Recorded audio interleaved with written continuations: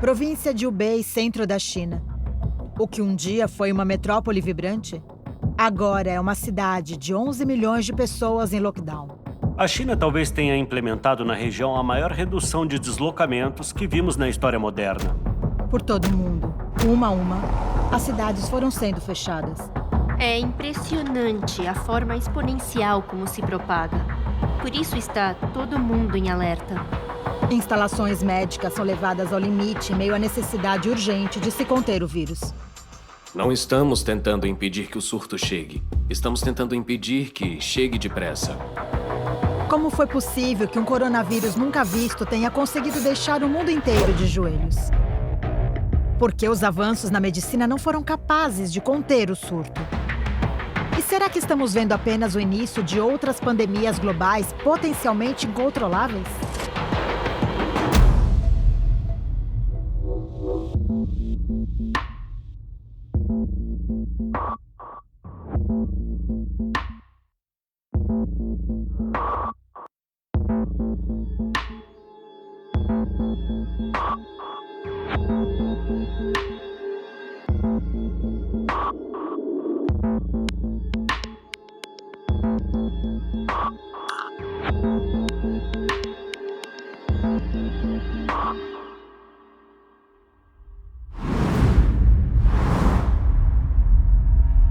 Dezembro de 2019, Wuhan, centro da China.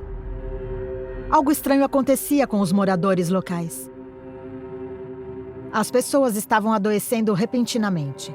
Pessoas como o pai de Wang Wei. Quando meu pai ficou doente, a gente não se preocupou tanto. Os sintomas que ele tinha eram febre, fraqueza e perda de apetite. E também dificuldade de respirar. Acreditando ser uma gripe de inverno, a família de Wang Wei não quis arriscar e o levou até o hospital. Disseram que era uma provável pneumonia. Mas no hospital havia uma série de casos como o do pai de Wang Wei. E os médicos estavam apreensivos. Em poucos dias, especialistas perceberam que a gripe misteriosa era, na verdade, um novo vírus infeccioso. Um que ameaçava se espalhar rapidamente. Cientistas na China estão investigando se uma nova variedade de vírus é responsável por um surto de pneumonia na cidade de Wuhan. Cientistas em todo o mundo rapidamente entraram em ação num esforço coletivo para entender esse novo vírus, de onde ele vinha, como ele se comportava e, fundamentalmente, o que podia ser feito para detê-lo. No final de dezembro, as autoridades sanitárias de Wuhan relataram 27 casos de pneumonia à Organização Mundial de Saúde.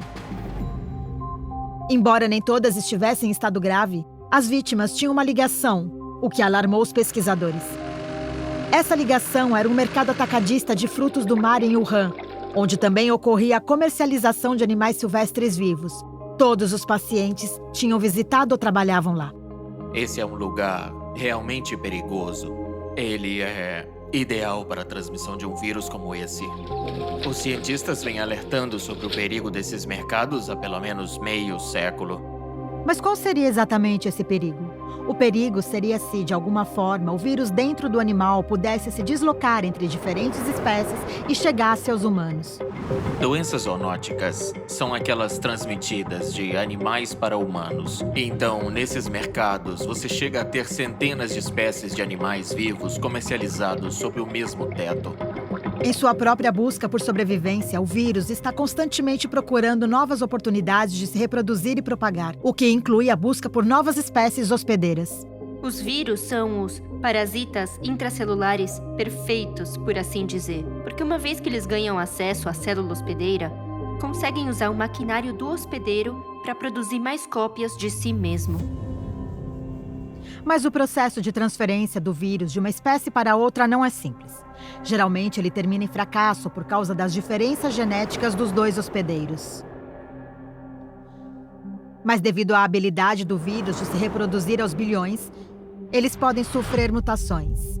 E rápido. A maioria das mutações não ajuda o vírus a entrar no novo alvo. Mas por puro acaso e pela mera quantidade, uma única mutação poderia permitir que ele fosse transferido a uma nova espécie. Com o tempo, as probabilidades de que o vírus conseguisse dar esse salto aumentariam. É por isso que mercados de animais são lugares perigosos, porque lá o vírus tem a chance de entrar em contato com muitos animais diferentes. E por tentativa e erro, quando um deles consegue sair, ou acaba infectando um ser humano, ou contaminando todo o mercado através de matéria fecal, urina, sangue, já que alguns animais são abatidos lá dentro. Então você tem sangue no local, pessoas usando mangueiras para tentar limpar o sangue, e assim esse vírus acaba infectando muita gente. Quando um vírus faz a transição de um animal para os seres humanos, as consequências são inúmeras. Das inofensivas até as fatais. Tem aqueles que podem causar sintomas, mas não se propagam demais. Um bom exemplo disso é a transmissão da raiva. Um cão morde um humano, os humanos pegam raiva, mas não passam para outras pessoas. E há as eclosões que ocorrem de tempos em tempos, como o ebola, que às vezes causa surtos bem perigosos e graves, mas ele acaba sendo controlado e desaparece. E depois volta a emergir. E tem alguns vírus que surgem do reino animal, contaminam os humanos e se tornam residentes permanentes. E um bom exemplo disso é o HIV, que acreditamos ter surgido na verdade no final do século XIX, início do século XX, e vindo de um primata não humano para um primata humano. Cientistas na China avançaram rapidamente e identificaram que o patógeno era um coronavírus. Analisando no microscópio de elétron, a gente vê uma espécie de coroa em torno desse vírus, por isso é chamado de coronavírus. A coroa em volta dele, na verdade, é a proteína. Ela ajuda o vírus a entrar nas células humanas. Na verdade, alguns vírus são moradores permanentes da população humana, são endêmicos, causam resfriados comuns. E há outros que surgem de tempos em tempos, da natureza, em geral são coronavírus que sofreram mutações de tal escala que causam mais infecções graves em seres humanos. Um surto anterior de coronavírus ameaçou o mundo em 2003. A SARS, ou Síndrome Respiratória Aguda Grave. Ela matou mais de 700 pessoas em todo o mundo. Mas apesar da experiência adquirida no enfrentamento da pandemia da SARS, os cientistas estavam com dificuldades para combater o surto desse novo coronavírus. A SARS-CoV-2 parece ser mais transmissível do que a SARS e se espalha durante o período de incubação, ou seja, no período em que uma pessoa está infectada, mas ainda não desenvolveu os sintomas do vírus. E a SARS não se propagava no período de incubação e por isso foi mais fácil de conseguir controlar. Alguns especialistas à frente da investigação do novo coronavírus localizaram sua origem no mercado de animais de Wuhan. As autoridades chinesas então o fecharam e as amostras retiradas do local sugeriram que, assim como o SARS, o novo vírus poderia ter vindo dos morcegos. Os morcegos são mamíferos únicos. Nós temos cerca de 5.000 espécies vivas de mamíferos. E 20% delas, ou seja, 1 em cada 5 é um morcego. Morcegos são os únicos mamíferos voadores. Eles têm um sistema imunológico muito especial, então não adoecem com o vírus.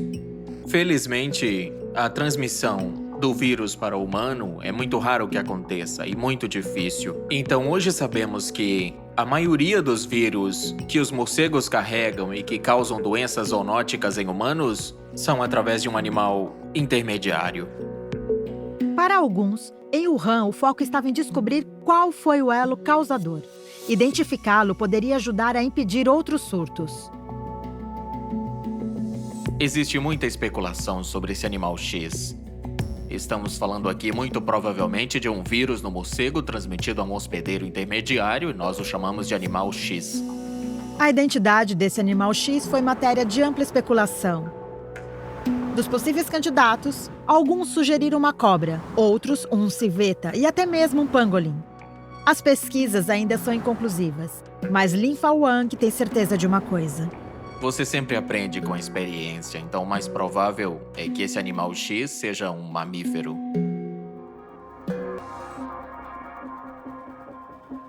Os cientistas se apressaram para descobrir mais sobre o novo coronavírus. E no dia 11 de fevereiro de 2020, a Organização Mundial de Saúde o nomeou oficialmente como SARS-CoV-2. E a doença que ele causa? Covid-19. Venho a declarar uma emergência de saúde pública global de grande alcance.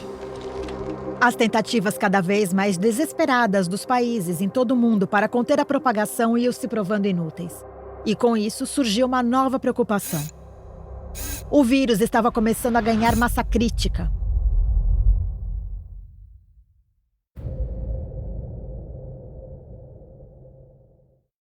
A pneumonia viral atingiu a cidade de Wuhan, no centro da China. Disseram que era uma provável pneumonia? Cientistas na China avançaram rapidamente e identificaram que o patógeno era um coronavírus. O SARS-CoV-2 parece ser mais transmissível do que a SARS. Venho declarar uma emergência de saúde pública global de grande alcance.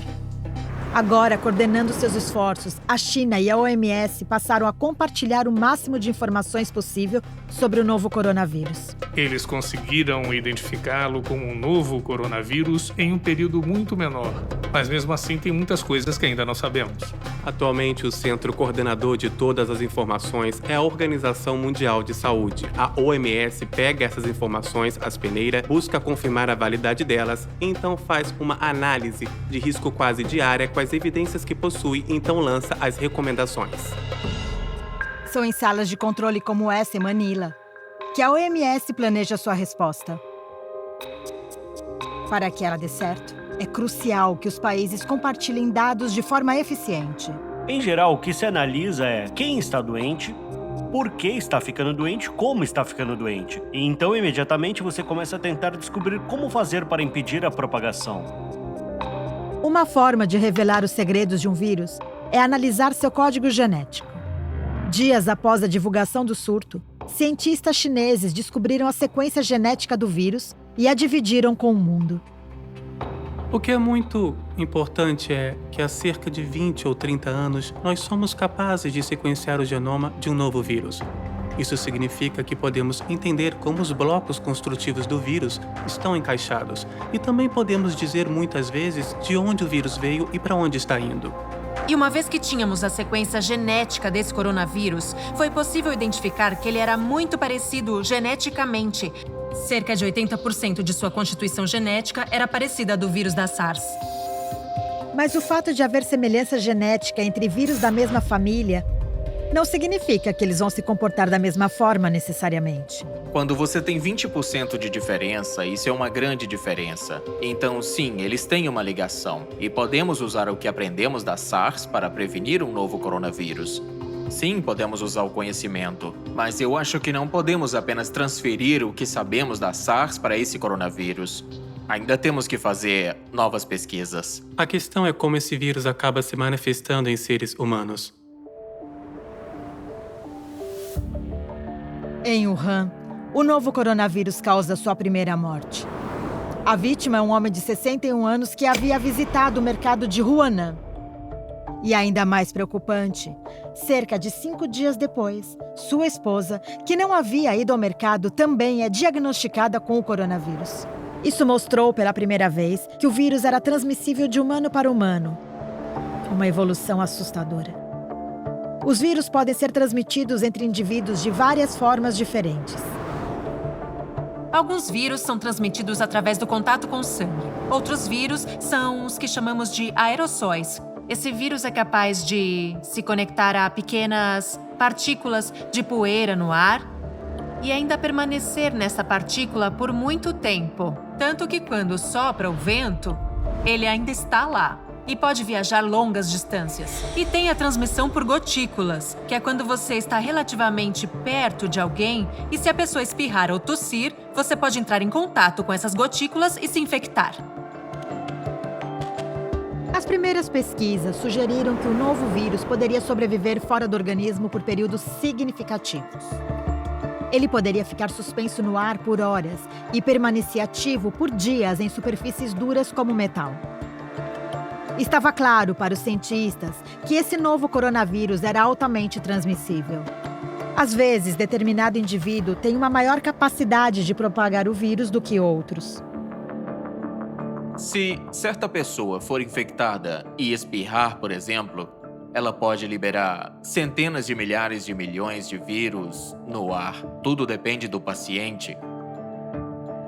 Algumas pessoas, quando espirram, só soltam um número pequeno de vírus. Outras soltam um grande número de vírus e chamamos essas pessoas de supercontagiantes.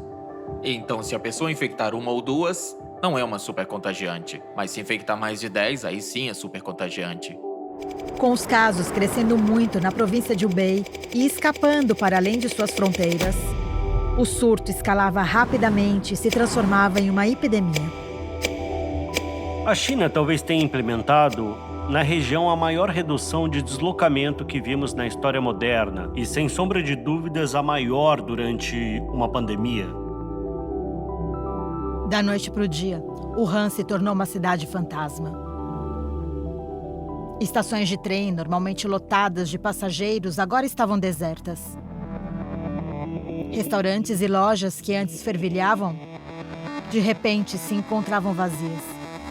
Ruas e estradas eram bloqueadas, enquanto os moradores de Wuhan se trancavam em suas casas. Quando você lida com surtos de patógenos desconhecidos, com algo que você nunca viu antes, é muito melhor exagerar do que subestimar. É claro que existe o perigo de você ser acusado de errar, mas acho que é muito melhor estar errado que não informar e haver mortes. Conter um vírus novo e virulento não é um trabalho fácil. E essa tarefa fica ainda mais difícil em uma cidade que também é um dos maiores centros de transporte do país. A cidade de Wuhan fica quase no meio da China. E existe uma rede de transporte muito extensa passando por ela. E por isso há um grande número de pessoas que chegam ao aeroporto de Wuhan de várias partes da China e de partes do mundo. Apesar do extraordinário esforço para deixar a cidade sob quarentena, o vírus não foi contido. Aparentemente, ele tinha sua própria técnica para passar incógnito, uma na qual as vítimas não mostravam sintomas nas fases iniciais da infecção, o que ajudou a espalhar o patógeno ainda mais entre as pessoas desavisadas. A taxa de reprodução do surto desse coronavírus foi estimada em cerca de 2,6. Isso significa que uma pessoa é capaz de infectar 2 ou 3 outras pessoas. Como resultado, a propagação pode fugir rapidamente ao controle, principalmente quando algumas pessoas não apresentam sintomas durante o período de incubação do vírus. O novo vírus estava mostrando uma tendência maior a se reproduzir do que até mesmo a SARS. Em apenas 1/4 do tempo, por exemplo, o número de casos da SARS-CoV-2 já era 10 vezes maior. Nós sabemos que o Covid-19 se propaga logo no começo da doença. A SARS se espalhou particularmente em hospitais quando os pacientes estavam mais enfermos e a carga viral era maior. Essa doença é diferente. Nessa, a transmissão é principalmente comunitária e a propagação começa muito cedo, logo nos primeiros dias de doença. Inclusive, já tivemos exemplos de transmissão antes dos sintomas começarem. Aparentemente, não há nada que os cientistas possam fazer. É um vírus altamente esquivo e está sendo transmitido muito mais rápido do que se imaginava. 10 dias antes do lockdown sem precedentes que a China implementou para prevenir a sua propagação, o vírus já havia aparecido em solo estrangeiro.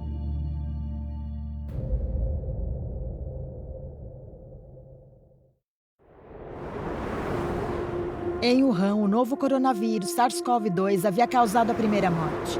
A vítima, um homem de 61 anos, era um dos primeiros pacientes dos casos vinculados ao mercado de animais de Wuhan.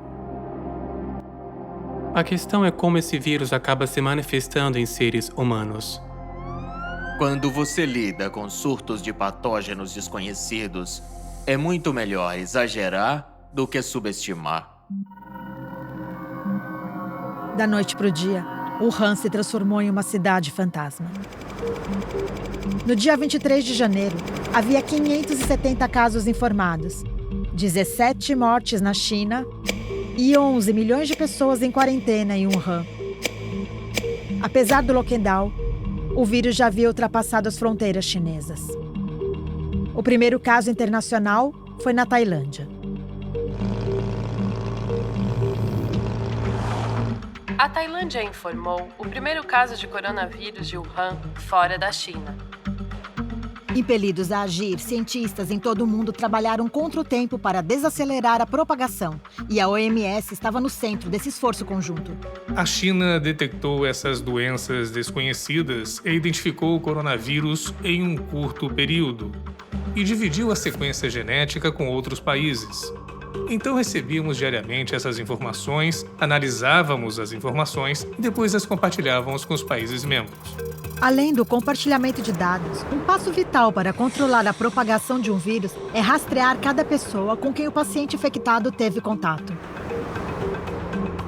Rastreamento de contato é identificar todas as pessoas que tiveram contato com outra pessoa que foi infectada antes ou depois dos sintomas começarem a aparecer.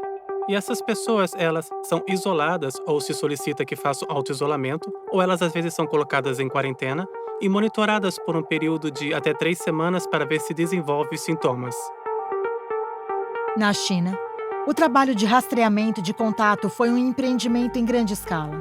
Só em Wuhan, mais de 1.800 epidemiologistas rastrearam dezenas de milhares de contatos por dia.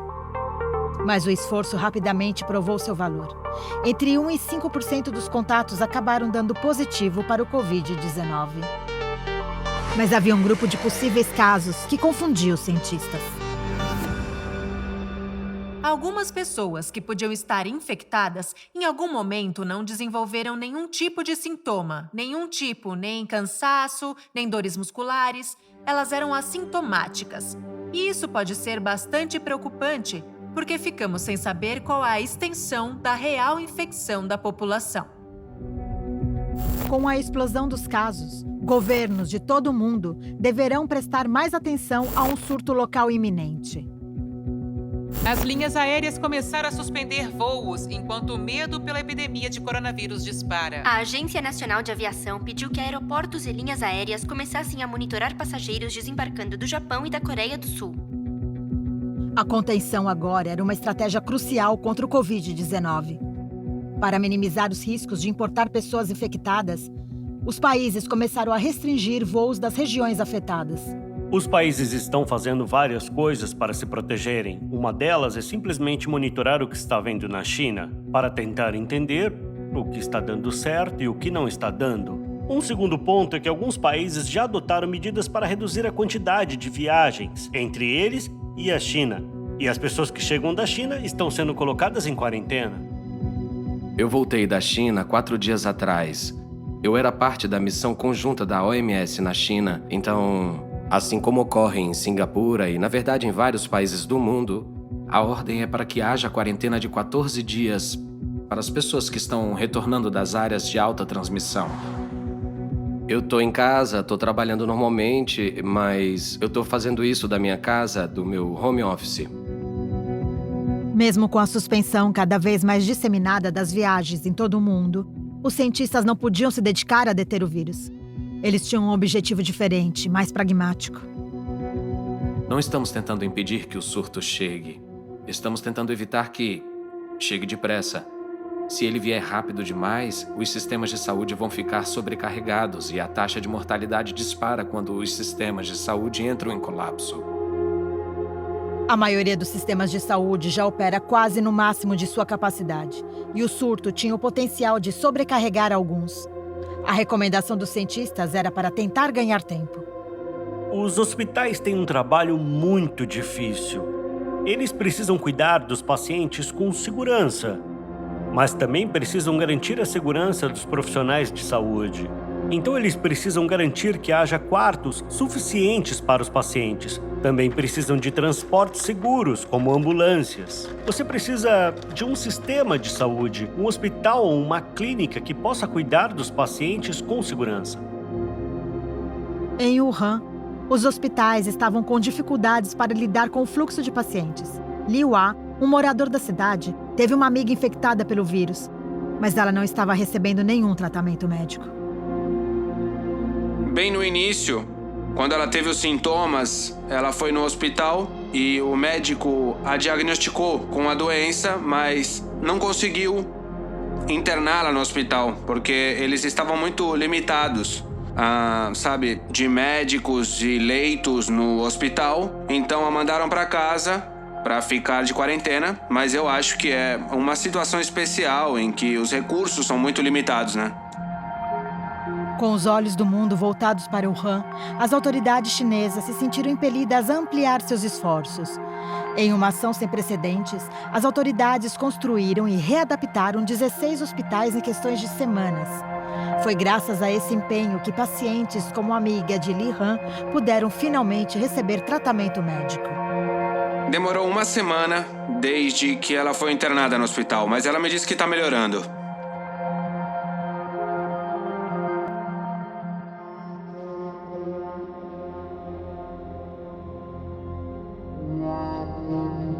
Na fronteira com a China, outro país com uma grande população também estava se preparando para o surto. A Índia, lar de mais de 1 bilhão de pessoas e cuja população só é menor do que a do país vizinho. Em meados de dezembro, quando fomos informados dessa incomum pneumonia que estava se espalhando na China, eu reuni uma equipe de cientistas e disse a eles que precisávamos de especialistas de prontidão. Um mês após o surto, a Índia confirmou seu primeiro caso de Covid-19. Priya e sua equipe não iriam arriscar. Fomos os primeiros a iniciar testes por todo o país. Os 3 primeiros positivos foram detectados aqui. No laboratório de Priya, outra amostra para um possível caso chegou para a testagem. Conhecido como teste PCR, uma amostra, como um muco coletado na garganta, é retirado do paciente. O teste escaneia o material genético dentro da amostra e procura pela presença do RNA do coronavírus. Poucas horas depois, ele aponta se o resultado é positivo ou negativo. Até agora, usa-se principalmente detecção molecular contra o vírus, mas já existem alguns produtos sendo testados na detecção de anticorpos, com os quais você poderia detectar a resposta do anticorpo a esse vírus. E eu acredito que com o tempo poderíamos monitorar uma população inteira. Uma abordagem focada nos anticorpos poderia levar a um melhor rastreamento e a uma maior vigilância do surto em determinada população. Mas enquanto não ocorre, muitos cientistas dependem do teste PCR. A amostra no laboratório de Priya deu positivo. É só mais um passo na aparentemente incontrolável propagação global do vírus. É impressionante a forma exponencial como o vírus se propaga. Por isso está todo mundo em alerta. No início de fevereiro, o número total de casos confirmados tinha aumentado para mais de 31 mil ao redor do mundo, incluindo 638 mortes.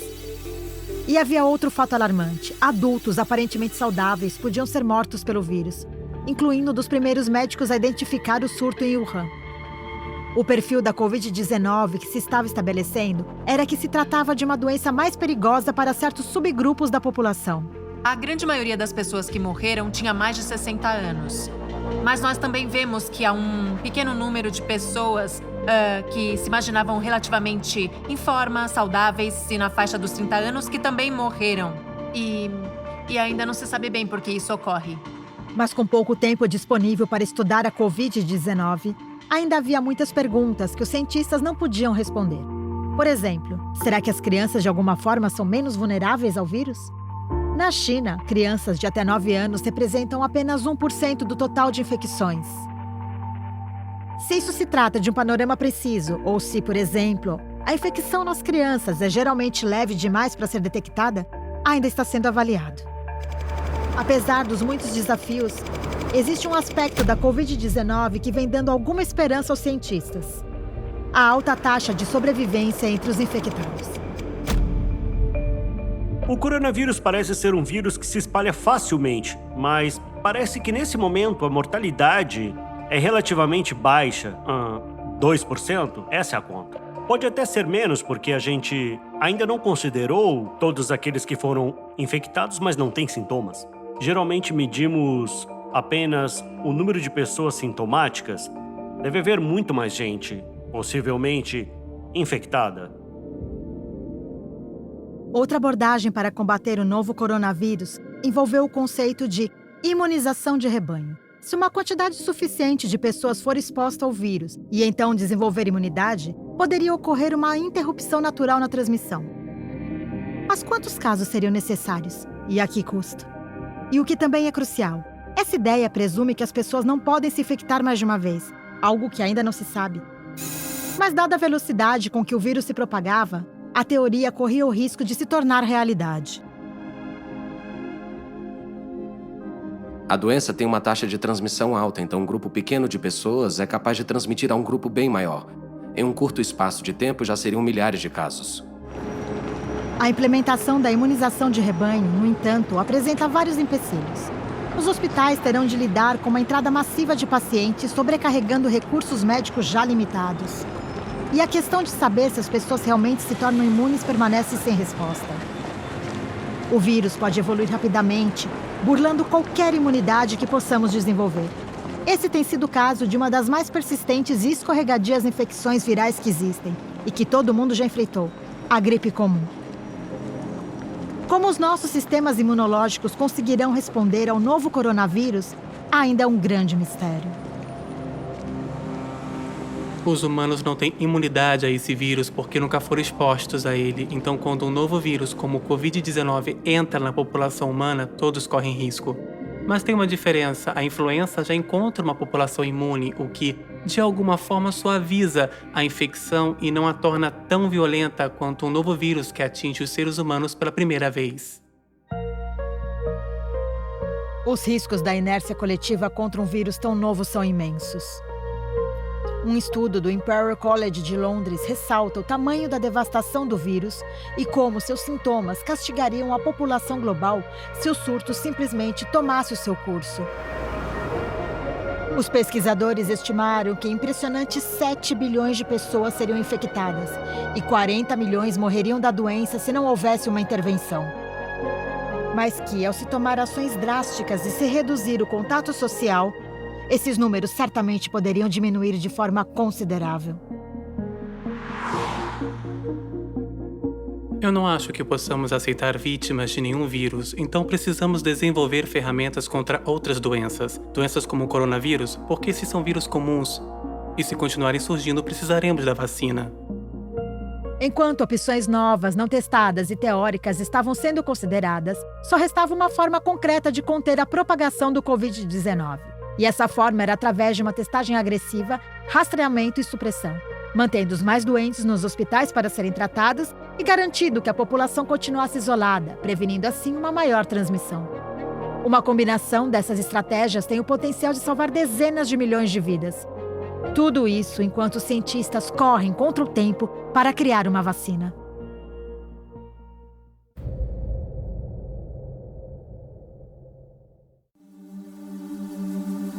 O número total de casos chegou a mais de 31 mil em todo o mundo.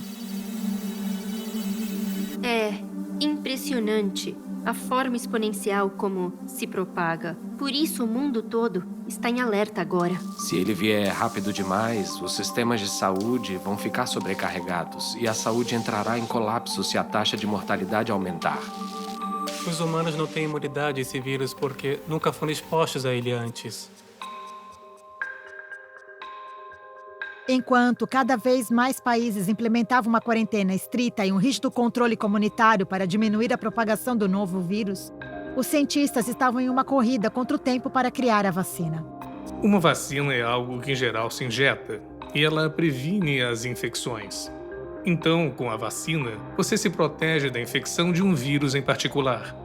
A forma como a vacina funciona é: você recebe uma fração ou uma versão desativada do vírus.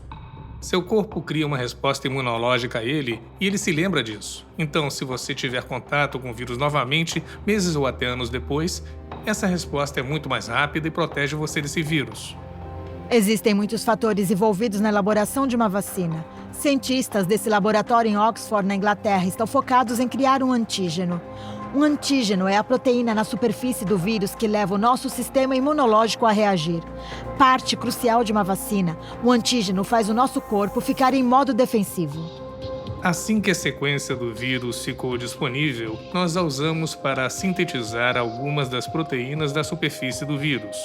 Podemos fazer e purificar a proteína e então disponibilizá-la para empresas que pesquisem vacinas, empresas de diagnóstico ao redor do mundo. Uma vez que o antígeno estiver disponível, ainda há muitos passos científicos complexos na elaboração da vacina, incluindo testes em animais. Antes dos testes cuidadosamente controlados em humanos que são realizados para garantir que ela seja segura e eficaz. Só então é possível uma vacina ser oferecida ao público. Existem candidatas à vacina disponíveis, mas elas ainda precisam passar pelo processo de testes antes delas serem consideradas seguras para o uso em qualquer país do mundo.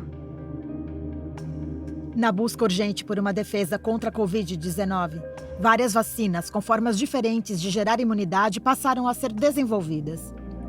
Entre as candidatas está uma projetada com base na característica da proteína perfurante do vírus, que ele usa para se conectar e infectar células humanas. A esperança é que a vacina treine nossos sistemas imunológicos para reconhecer e responder a essas proteínas no vírus. A complexidade da elaboração de proteínas duradouras sugere que só haverá uma vacina para ser administrada na população em alguns meses. A tarefa pode ficar ainda mais desafiadora se considerarmos o fato de que os vírus muitas vezes sofrem mutações. E uma vez que isso ocorre, uma vacina desenvolvida para uma cepa específica de um vírus pode se tornar ineficaz. O vírus sofre mutações na natureza, porque às vezes quando eles se reproduzem, eles cometem um erro. Então isso é conservado no DNA e na genética daquele organismo e continua em futuras gerações. Outra mutação deriva de um rearranjo celular inesperado, que é quando há uma confusão entre dois vírus na mesma célula, e eles acabam combinando seu material de tal forma que gera um novo vírus.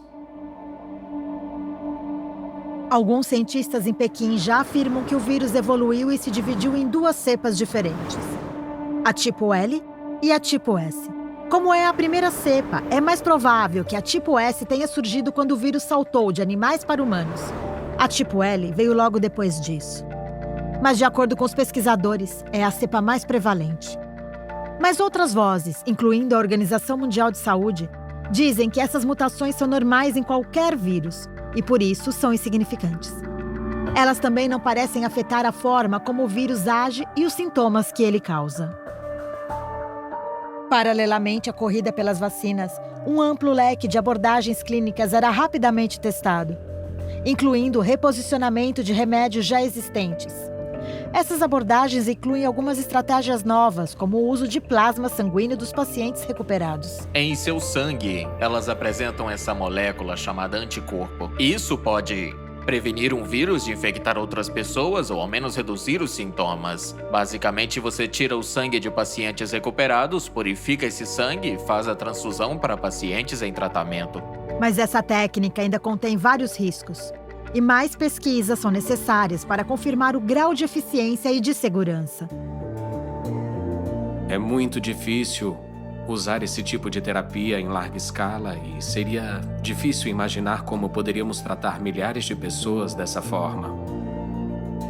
Uma outra abordagem proposta pelos médicos envolve antivirais, uma classe de medicamentos que combate o vírus ao suprimir sua habilidade de se reproduzir dentro do hospedeiro. Se pudermos encontrar um tratamento antiviral que funcione, então isso com certeza vai mudar todo o panorama, porque se tivermos um tratamento para a doença, então obviamente o impacto na propagação vai ser diferente. Em Wuhan, alguns dos primeiros pacientes a ficarem em estado grave começaram a se recuperar. Ao receber suporte respiratório e uma série de injeções de anticorpos para auxiliar seu sistema imunológico, o pai de Wang Wei passou a ter esperança. Durante o tratamento, ele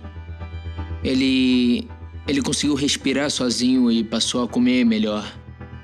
O pai de Wang Wei recebeu alta e voltou para casa, mas seus pais continuaram cautelosos.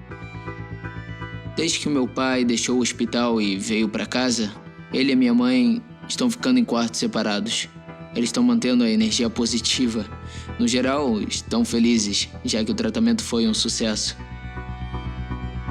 O pai de Wang Wei teve sorte de sobreviver graças ao tratamento médico usado para combater os sintomas.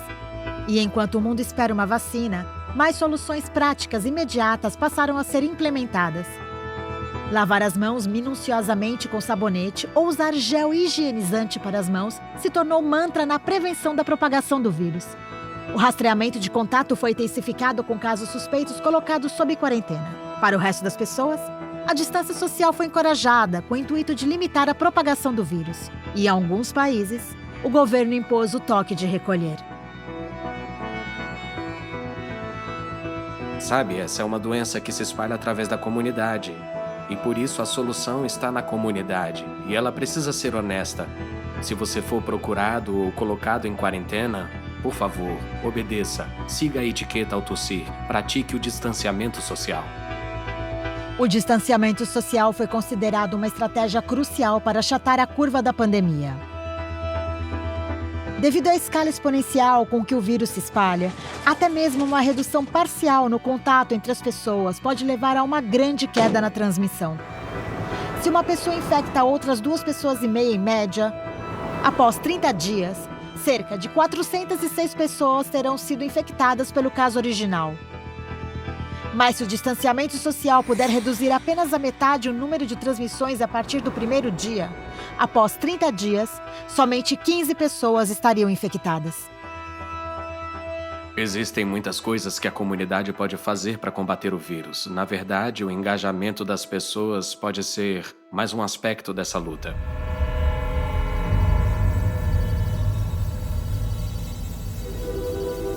No início de março, o mundo chegou a um ponto crítico.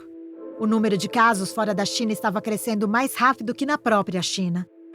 E tinha todas as características de uma pandemia. Seu desenvolvimento poderia ser afetado pela sazonalidade. No passado, mudanças no clima ajudaram a reduzir as doenças. Eu não acho que foi o Ano Novo Chinês que tenha causado o movimento de massa que disparou o surto. Acho que foi o inverno. O frio da estação e a aglomeração nos mercados de animais. Os vírus sobrevivem mais longamente em ambientes com temperaturas menores. Essa é uma das teorias que sugere que o frio do inverno poderia favorecer a propagação do vírus e que ele poderia retornar no inverno do hemisfério norte. Mas isso ainda não é um consenso científico e alguns duvidam de que o vírus seja afetado pelo clima. Será que ele volta no próximo inverno no hemisfério norte? Dizer isso é sugerir que ele está indo embora e eu diria que isso é muito improvável. Eu acho que podemos continuar antecipando futuros epicentros. A completa erradicação de um vírus é uma tarefa difícil.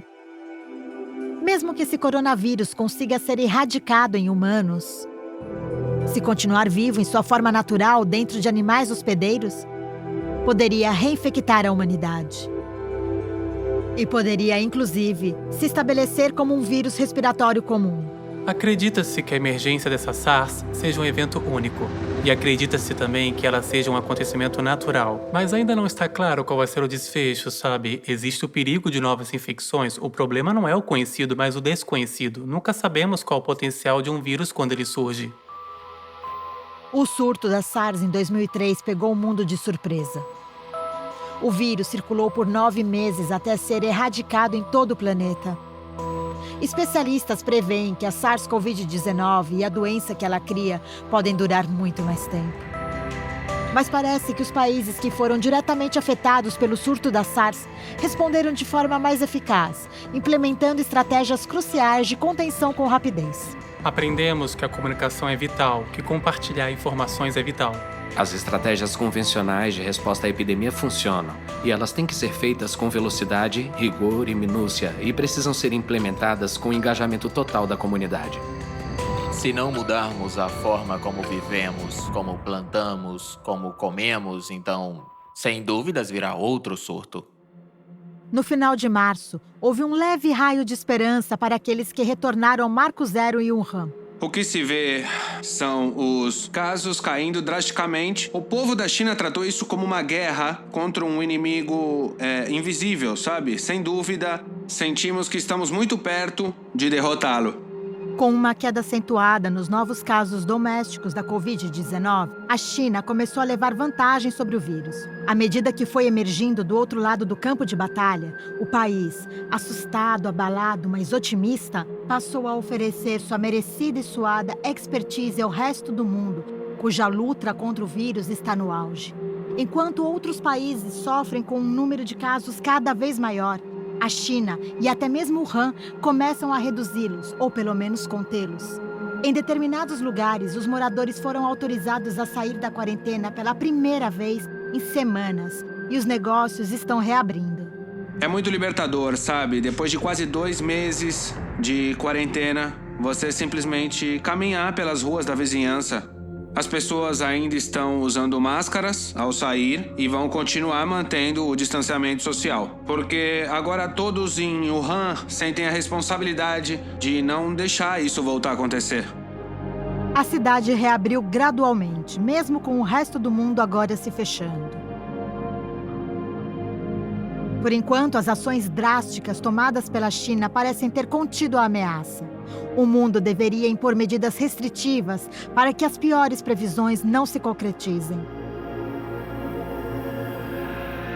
A corrida por uma vacina contra a Covid-19 ainda vai demorar algum tempo. E não há garantias de que funcione. É por isso que os especialistas dizem que a melhor proteção contra a pandemia talvez não esteja nos laboratórios científicos. É um erro achar que a medicina pode impedir a propagação. O que pode impedir a propagação é a ciência do comportamento. É as pessoas entenderem o que causa a infecção e como elas podem se proteger. É o melhor caminho a seguir, é a melhor forma de conter uma epidemia.